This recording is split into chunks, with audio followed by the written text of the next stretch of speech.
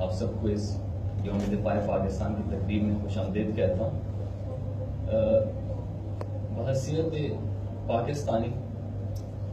جب ہم کسی جنگ کو پڑھتے ہیں تو 6 ستمبر 1965 یہ وہ ایسا دن تھا جو پاکستان کی عسکری قیادت کے لیے ایک اہم ترین دن قرار دیا جاتا ہے۔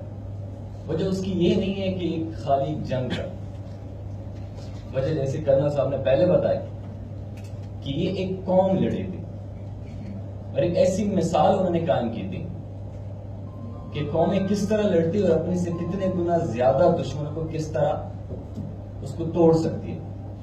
حالانکہ جب انہوں نے یہ جنگ سٹارٹ کی تو ان کا خیال یہ تھا کہ ہم نے صبح کا ناشتہ ہم نے لاہور میں کرنا ہے، اور ایک کچھ جو ایکسپرٹ ہے ان کے مطابق کہ دوسری جنگ عظیم کے بعد جو سب سے زیادہ اسلحہ ٹینک یہ جو استعمال ہوئی وہ اس جنگ میں ہوئی۔ تو اصولاً تو ایسے اپنے سے کئی گنا زیادہ دشمن کو ہرانا بڑا مشکل ہوتا ہے، بلکہ ایسے حالات میں بڑا ناممکن ہوتا ہے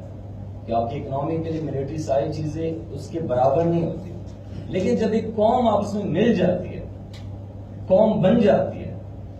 اور یہ بتا دیتی ہے کہ صرف آپ کی فوج آپ کی اسٹینڈنگ آرمی وہ خالی آپ کی فوج نہیں، آپ کی محافظ نہیں ہے، بلکہ پوری قوم آپ کی محافظ ہے، تب اس قوم کو شکست دینا کسی دوسرے ملک کے لیے ممکن ہی نہیں۔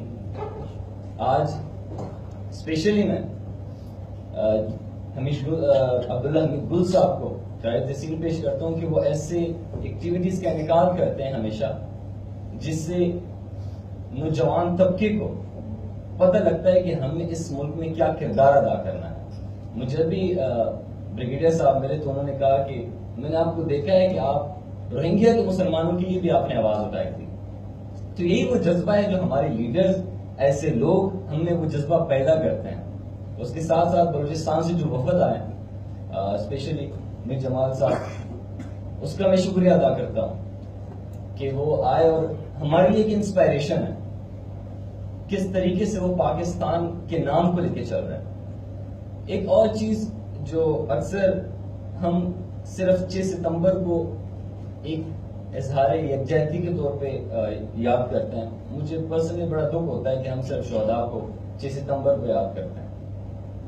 تو ایک تو میں یہ بات کہنا چاہتا ہوں کہ نواب زادہ سراج رسائی صاحب ایک شخصیت نہیں تھے، وہ ایک آئیڈیالوجی ہے،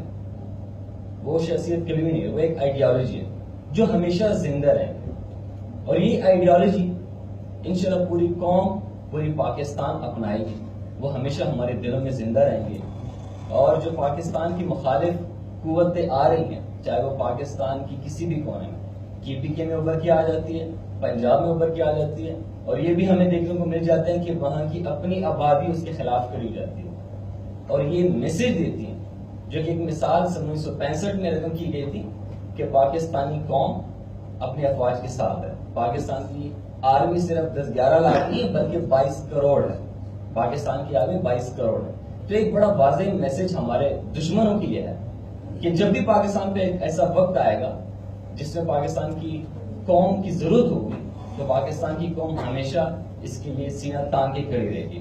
اپنی میں تقریر کو مختصر کرتا ہوں، اپنے باقی جو سینئر قیادت ہے کہ ہم مرتے ہیں اٹھتے ہیں پر جھکتے نہیں، ہم مرتے ہیں اٹھتے ہیں پر جھکتے نہیں، اے وطن تیرے لال کبھی بکتے نہیں۔ شکریہ۔